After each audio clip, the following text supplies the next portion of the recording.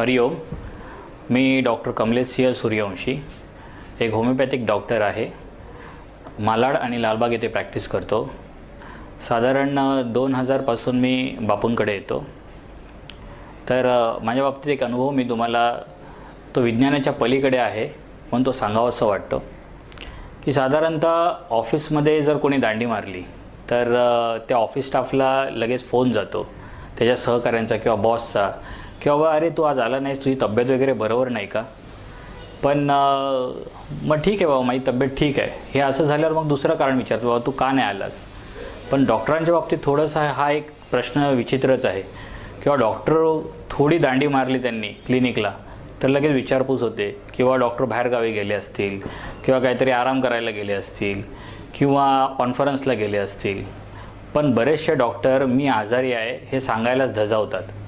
ह्याचं कारण एक की डॉक्टर आजारी पडू शकतो हा सर्वसामान्य लोकांच्या मनातला एक विचार आहे, किंवा डॉक्टर आजारी कधीच पडू शकत नाही.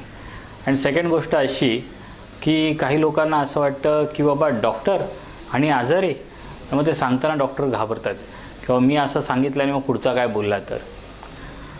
मी साधारणतः बापूंकडे ज्यावेळी आलो त्यावेळी बापूंची प्रवचनं ऐकायचो. पण त्या मेडिकल शिक्षणाच्या दरम्यान आणि त्याच्या अगोदर, ज्यावेळी बापूंकडे यायच्या अगोदर माझ्या काही गोष्टींवर विश्वास नव्हता, मला त्या अंधश्रद्धा वाटायच्या. पण अशीच एक घटना मी तुम्हाला सांगतो की जी माझ्या आयुष्यात एक अनुभव बनून आली. 2014चा आपला कोल्हापूर मेडिकल कॅम्प ज्यावेळी संपला त्यावेळी आम्ही इथे आलो. मी मुंबईत आल्यानंतर मी साधारण एक भरलेली बाटल्यांची बॅग घेऊन मी माझ्या क्लिनिकमध्ये जात होतो. आणि एक साधारणतः एक छोटीशी कळ माझ्या पाठीमागे आली आणि मला थोडंसं दुखल्यासारखं झालं. त्याच्यानंतर मी त्याकडे लक्ष दिलं नाही. तर काही दिवसाने मला तिकडे दुखायला लागलं, अंगदुखी व्हायला लागली आणि ताप यायला लागला. तर मी बोललो ठीक आहे, ती जी कळ गेली त्याच्यामुळे होत असेल. म्हणून मग मी वेदनाशामक औषध घेतली, त्याने मला बरं वाटायचं. मग ठीक आहे, मग मी असं क्लिनिकला जात राहिलो. त्याच्यानंतर काय आलं की काही दिवसांनी मला ताप यायला लागला. मग मी काम केलं की बाबा ठीक आहे, आपल्याला ताप येतो आहे ना, मग आता आपण थोडंसं तापाचं औषध पण घेऊन बघू. म्हणून तापाचं औषध पण घेतलं. पण तरीसुद्धा ते तात्पुरतं मला बरं वाटायचं आणि पुन्हा तसं व्हायचं. मग मी विचार केला की बाबा ठीक आहे, मला मसल फटीग असेल म्हणून आराम करूया. म्हणून मी सकाळचं क्लिनिकला जायचं टाळलं आणि संध्याकाळी जायला लागलो. पण तरीसुद्धा मला बरं वाटत नव्हतं. मग माझ्या मनात विचार यायला लागला की बाबा हे एक्झॅक्टली कशामुळे दुखतं आहे आणि मला बरं तर का वाटत नाही आहे.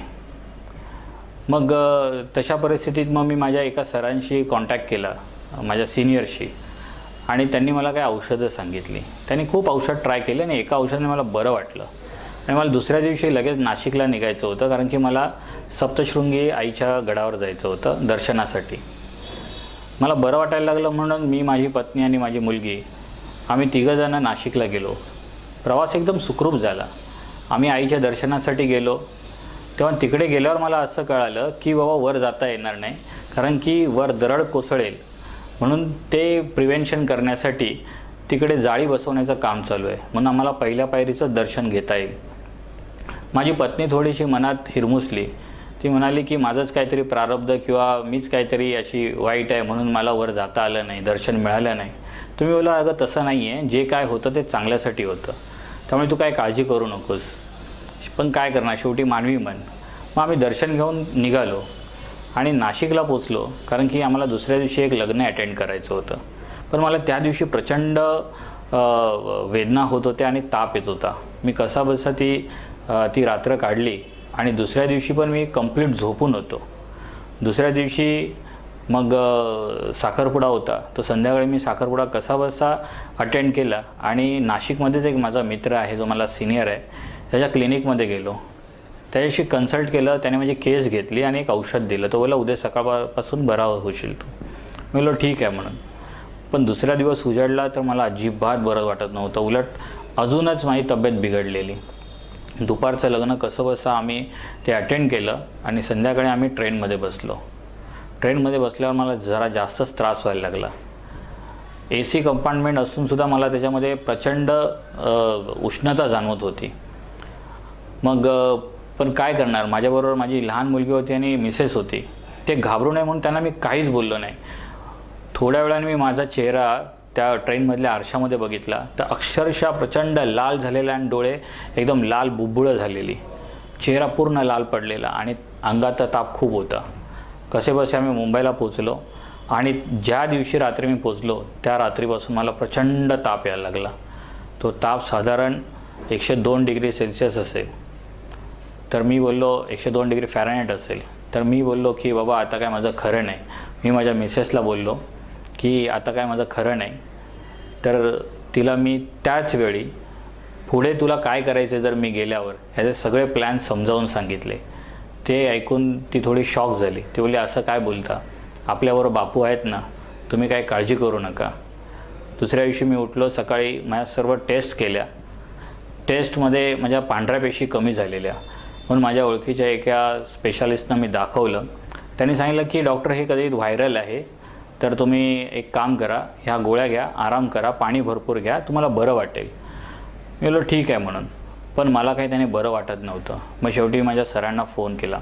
सरांनी पण काही औषधं सांगितली, त्याने बरं वाटलं नाही. मग संध्याकाळी मी दिल्लीच्या एका माझ्या सिनियर कन्सल्टंटला विचारलं. त्यांनी पण एक औषध सांगितलं, त्याने पण मला बरं वाटलं नाही. आणि मला काही राहत नव्हतं कारण की ताप प्रचंड वाढत होता आणि माझी परिस्थिती जास्त ढासळत होती.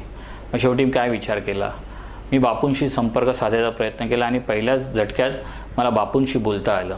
बापूंनी माझा आवाज ऐकल्या सांगितलं, अरे बेटा तुझी तब्येत खूप खराब आहे, तुला ॲडमिट व्हायला लागेल. तुम्ही बोललो ठीक आहे म्हणून. आणि बापूंनी मला सांगितलं की एकदाच म्हण, I love you my dad. मी म्हणालो I love you my dad. समोरून बापूंचा रिस्पॉन्स आला, I love you my child. जा बिंदास जा, तुला काही होणार नाही. तुला दादा सांगतील त्या डॉक्टरांकडे तू जा, त्या हॉस्पिटलमध्ये ॲडमिट हो, तुझं सर्व बरं होईल. मी दादांशी लगेच कॉन्टॅक्ट केला. दादांनी मला सांगितलं की अमुक अमुक तुला डॉक्टरांकडे जायचं आहे, तर तुझ्याबरोबर कोण आहे, तुला गाडी पाठवू का, बघा आपली सद्गुरू किती काळजी घेतात आपले. तर मी बोललो नाही दादा, माझ्यावर माझे साडू आहेत आणि आपल्या संस्थेतले 2 सिंह होते, एक विकास सिंह होते, विकास सिंह खेडेकर आणि भोसले म्हणून होते. असे आम्ही 4 जण मिळून हॉस्पिटलमध्ये त्या रात्री गेलो, ॲडमिट झालो, सगळ्या चाचण्या चालू केल्या. दुसऱ्या दिवशी रिपोर्ट आले, सगळे नॉर्मल होते. मला तिसऱ्या दिवशी कसं बसं बरं वाटत होतं, पण मला डिस्चार्ज देणार होते, पण मला जसं बरं वाटायला पाहिजे तसं वाटत नव्हतं. म्हणून मी दादांना बापूंना फोन केला, तेव्हा दादांनी उचलला. तर दादांनी सांगितलं ठीक आहे म्हणून, मी डॉक्टरांशी बोलतो. त्यांनी डॉक्टरांशी बोलले आणि मला डिस्चार्ज नाही मिळाला. मग मी तो 7व्या दिवशी डिस्चार्ज घेतला कारण मला थोडं बरं वाटायला लागलेलं. पण त्या हॉस्पिटलमध्ये असताना एक गोष्ट प्रकर्षाने जाणवत होती की माझं ब्लड प्रेशर हे सकाळी हाय असायचं, दुपारी थोडंसं कमी असायचं आणि संध्याकाळी नॉर्मल व्हायचं. मग डिस्चार्ज देताना डॉक्टर बोलले एक काम करूया, आपण तात्पुरती गोळी स्टॉप करूया, म्हणजे ती गोळी चालू नको करूया. 2 दिवस तुम्ही घरी जाऊन बघा कसं वाटतंय आणि जर तसंच ब्लड प्रेशर वाढलेलं असेल तरच मग आपण एक काम करू की तुम्हाला गोळी सुरू करू. 2 दिवस मी ऑब्झर्व केलं घरी, पण माझं ब्लड प्रेशर वाढलेलं असायचं. मी डॉक्टरांशी कॉन्टॅक्ट केला, डॉक्टरांनी एक गोळी सांगितली. ती गोळी घेतल्यावर माझं ब्लड प्रेशर अजूनच वाढलं. तर मग मी परमपूज्य सुचित दादांशी कन्सल्ट केलं. दादांनी सांगितलं की डॉक्टर हरीश मेहता जे आपले कार्डिओलॉजिस्ट आहेत त्यांना तू कन्सल्ट कर. मी त्यांची अपॉइंटमेंट घेतली. त्यांनी मला एक गोळी दिली आणि त्यांनी सांगितलं की एक काम कर, त्याच्या अगोदर तू 24 आवर BP मॉनिटरिंग टेस्ट कर. ती टेस्ट मी केली आणि तो रिपोर्ट मी बापूंना आणून दाखवला. बापू रिपोर्ट बघितल्याने बोलले की तू फार विचार करतोस, तू फार काळजी करतोस, गोळी तर तुला घ्यावीच लागेल, पण तू 3 महिने चालायला जा, म्हणजे तुझं BP एकदम नॉर्मल होईल. मी बोललो ठीक आहे म्हणून, काय प्रॉब्लेम नाही. पण मी चालायला जाणार कसा, कारण की माझी परिस्थिती एवढी गंभीर होती की मी थोडं जरी चाललो तरी माझं अंग दुखून यायचं, मला खूप थकवा यायचा आणि ताप यायचा. मग मला 1 तास कंपल्सरी आराम करायला लागायचा आणि मग आराम केल्यावर परत मी जरी थोडी हालचाल केली तरी मग मला सेम प्रॉब्लेम व्हायचा, अंगदुखी, थकवा आणि ताप. माझी परिस्थिती अतिशय बिकट होत चाललेली. मी बोललो काय करायचं. पण अशाही परिस्थितीत मग सप्तशृंगीची ADMची सेवा होती, त्या सेवेला मी गेलो. पण सेवेचा जो उत्साह असतो तो माझ्यात त्यावेळी नव्हता. मी कशीबशी सेवा आटपून आलो आणि बोललो आता करायचं काय. मनात नाना तऱ्हेचे विचार यायला लागले. मला असं वाटलं की मी अशाच परिस्थितीत आता राहणार का. आणि मग शेवटी तो विचार माझ्या आत्महत्येपर्यंतचा गेला. मग मी बोललो काय करू, कारण की कुणाला त्याचं निदान सापडत नव्हतं, कुठल्या डॉक्टरांचं औषध लागू होत नव्हतं. मग शेवटी मी परमपूज्य बापूंना पुन्हा संपर्क केला. बापूंनी सांगितलं की तू मला भेटायला ये. मग मी भेटायला गेलो. तर बापूंनी मला जस्ट विचारलं की आपल्या बाळाचं बारसं केव्हा होतं रे. तर मी बोललो 10 नोव्हेंबरला. बापू बोलले तुला एक गोष्ट सांगायची आहे की मी ज्यावेळी तिकडे गेलेलो, म्हणजे माझ्या मुलीच्या बारशाला बापू आणि दादा आलेले, तर मी ज्यावेळी आलेलो त्यावेळी मी एक गोष्ट ऑब्झर्व केली.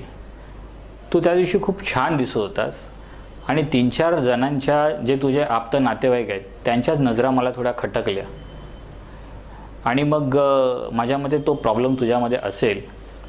तू एक काम कर, ह्या शनिवारी तू हॅपीओमला आहे आणि 5व्या मजल्यावर जी उपासना चालते ती उपासना अटेंड कर. संध्याकाळी मग ती उपासना झाल्यावर गुरुक्षेत्रमला जा, तिकडून उदी घे आणि घरी जा. घरी तू आणि फक्त तुझी मिसेसच असली पाहिजे. दरवाजा लावायचा, आरशासमोर उभं राहायचं आणि ती तुम्ही दोघांनी समोर आरशात बघायचं. मिसेसला सांगायचं ती उदी तुझ्या कपाळाला उजव्या बाजूला, म्हणजे ह्या बाजूला जो टेम्पोरल एरिया आहे त्या ठिकाणी लावायचा आरशात बघून. आणि नंतर ती बरोबर कपाळाच्या मध्ये लावायची आणि ती उदीची पुडी रात्री झोपताना तू तुझ्या उशाखाली ठेवून झोप. म्हणलो ठीक आहे म्हणून. मी घरी गेलो. मी इकडे उपासनेला आलो तर बघतोय तर वर उपासना नव्हती, कारण की त्या दिवशी आद्य पिपांच्या जो समाधीचा वर्धापन दिन सोहळा होता म्हणून त्या दिवशी उपासना नव्हती.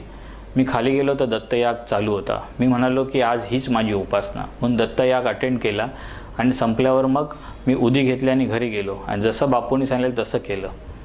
आणि ज्यावेळी ती उदी मी उशीखाली ठेवली आणि दुसऱ्या दिवशी उठलो त्यावेळी मला माझ्यावरच विश्वास बसत नव्हता, कारण की मी 108% पूर्ण बरा झालेलो होतो. माझ्यात 30 पूर्ण एनर्जी होती आणि जे आतून वेलबिंगनेस असतं, म्हणजे मी आता बरा झालो आहे, ते मला पहिल्यांदा आलेलं.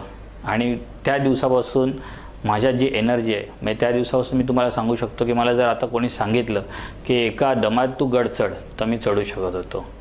अंबज्ञ बापूराया. हरिओम. श्रीराम. अंबज्ञ.